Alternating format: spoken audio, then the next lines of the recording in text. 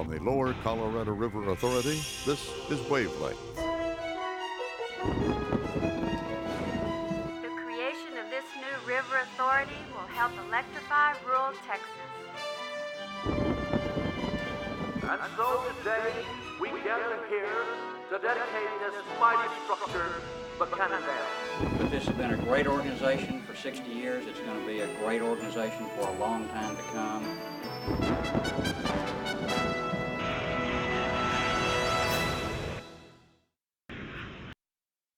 Hi everyone, welcome to the November 2003 edition of Wavelength.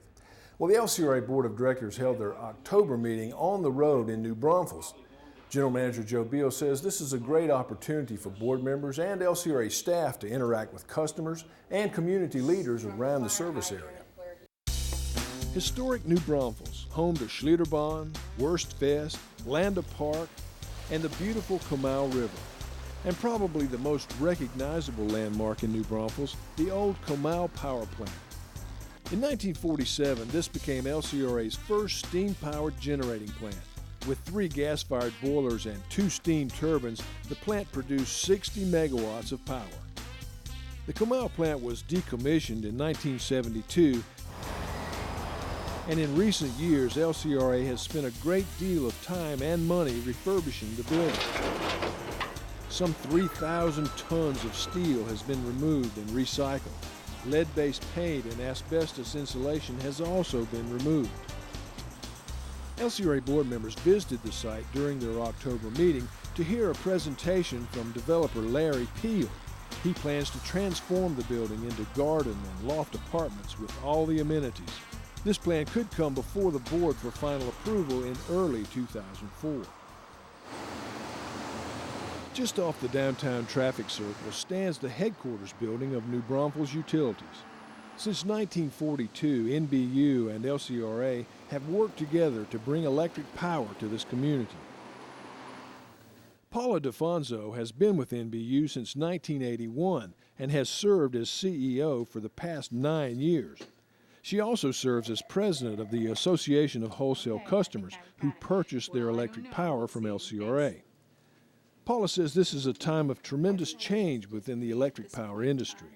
Public power's strengths, I believe the reason that we are where we are and some of the benefits that we have in Texas with public power are because we have talked together a lot, we have worked together a lot. Sometimes we've had to sacrifice some of the individual things that we would like to have for the greater goal or the greater purpose of public power. We're a small little component, and if we went up to the Capitol individually or we jousted with TXU individually, we're just not going to have any impact. So our strengths have been in public power, TPPA, TEC, the AWC, and I see those entities continuing to serve a very important purpose, and the dialogues between the AWC and the LCRA, the customers and LCRA being critical going forward. She says the effects of retail electric competition and the volatile price of natural gas and its effect on electric rates are among her chief concerns right now. Paula says they were excited to have LCRA staff and board members in New Braunfels in October and hopes they will come back soon. LCRA has developed an international reputation over the years as a great resource for information about flood control, water management issues, as well as public power concerns. In recent years, delegations from China, Australia, Israel, Armenia, Palestine, and Mexico have visited to learn about LCRA's programs and projects. The Colorado River begins here near the New Mexico-Texas border. It's almost 1,000 miles long. Recently, an 11-member delegation of water management officials from Vietnam spent a day with LCRA staff as part of their international fact-finding tour. They represent 4 government institutes in the Ministry of Agriculture and Rural Development. And the same with your water resources and development agencies. We have both federal, state, and local agencies that all have a role to play in these activities. The group received briefings on river operations, water supply planning, floodplain management, and regional weather patterns. Our wettest periods of the year typically are May and June and September through October. This is our headquarters for lake and river operations. Here at the Rock, or River Operations Center, Jeff Saunders showed the group some of the technology LCRA uses during flood operations. And we release water from the lakes to maintain the lake levels. Lake Buchanan và nước nó chảy phía dưới. You ready? Thank you. Next stop, Mansfield Dam and Lake Travis. Welcome to Marshall Ford Dam. Hydro employee Kevin Ball led a tour of the control room, powerhouse, and the miles of tunnels inside the dam where floodgates are operated. These floodgates operate off of an electric motor and twin screws. Back on top, there also was time for sightseeing and picture taking.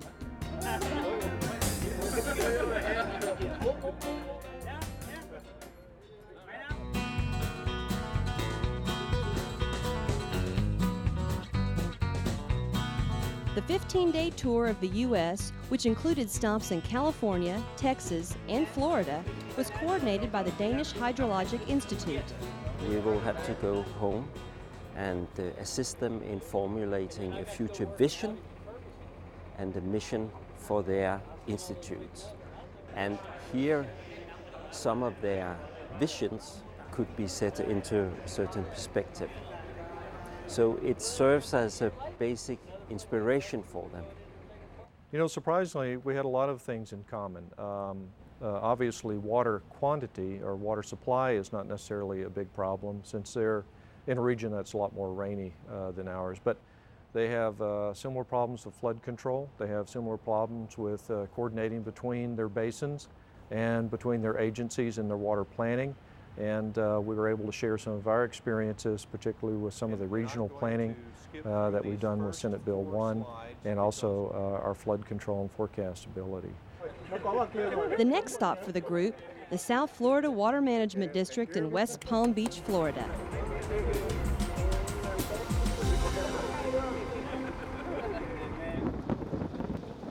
Back in 2001, the Colorado River Foundation and LCRA formed a partnership designed to give school kids from all around the region an opportunity to spend time on the Colorado River and get in touch with nature.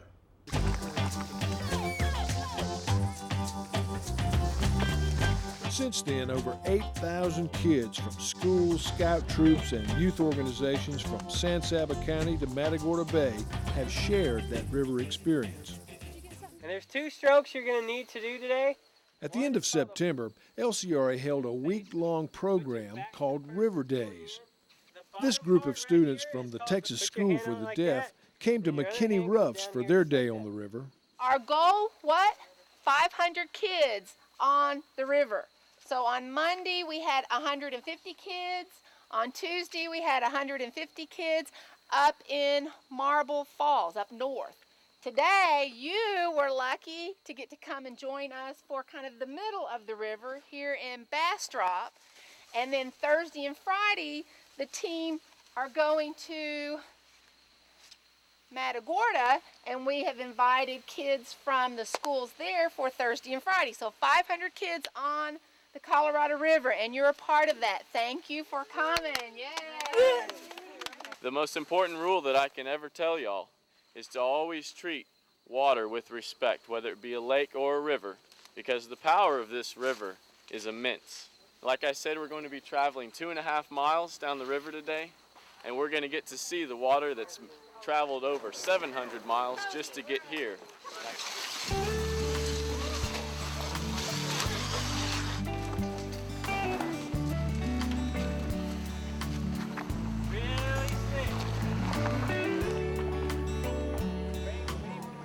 For many kids, it was the first time they were on the river in a raft, and we were really just so thrilled to have the opportunity to come and to experience nature. And of course, we got this beautiful day today to experience this. We're really thrilled about that. The kids were so excited.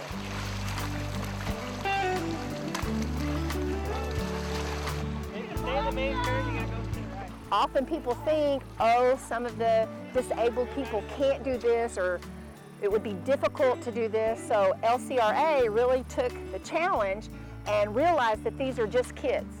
So some of them can't hear very well. That's not anything. They can still enjoy the river, they can still learn, and they can still see what happens when you take your classroom outside for learning.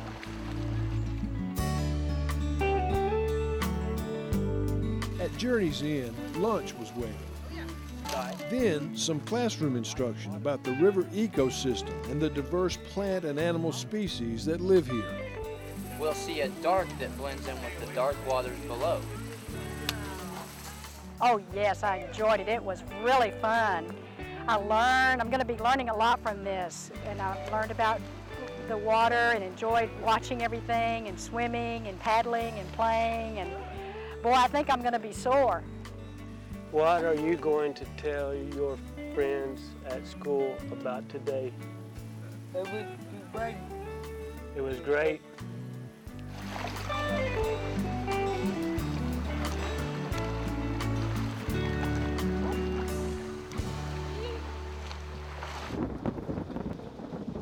Dr. Charles Rd has been with LCRA for 10 years now. He serves as Environmental Science and Technology Coordinator.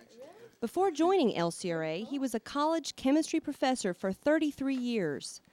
He also served on the Austin City Council from 1981 to 1994. He has served on the Austin Housing Authority Board, and today he is chair of the Austin Revitalization Authority Board. Charles Rd walks on the familiar ground of his youth on East 11th Street. But on this corner today, he walks in a brand new plaza recently named in his honor. The plaza and the art wall in particular, I just thought was a fantastic idea to capture a lot of the history and the sense of community that we had expressed. But I had no idea at that time that anyone had any thoughts of naming it, let alone naming it after me. The plaza is just one element of a revitalization project on East 11th Street, which includes this archway, bus stop beautification, antique street lighting, and improved underground utilities, and of course the Rd Plaza. These improvements are funded by Capital Metro and the City of Austin. I think we can see we're beginning to overcome all of that. So the crime rate, this is now one of the lowest crime rate areas in the city. And businesses are beginning to move in the area. We've got construction going on. I mean, we're just very heartened by all that's going on. The street work is already on, pretty much done. The utility work, the underground utility work is done. And, it's just, it's visibly moving along. Now, you can see things changing. People here have seen kind of a slow, steady movement forward with Dr. Rd. And he's so unassuming. He never looks to garner credit for himself. He's always looking to see how he can solve a problem and help the community overall. And this was an honor he didn't seek. In fact, he was very, very surprised when the board unanimously suggested that the plaza be named for him. And then it flows on into depicting some of the institutions in the community that were very important. This beautiful mosaic art wall depicts the evolution of life in the African American community and stands today in the shadow of the state capitol as a symbol of the bright and colorful future in store for this area. As a kid who grew up here, and I don't know, it just seems to be a sort of being honored by the home folks, and folks that I've worked with, and we've worked through a lot of this together, and I just feel honored that they think that my contribution has been significant. When many of these folks I've just worked with, and we've been struggling together trying to improve the community where we live. And so, I see it as a huge honor.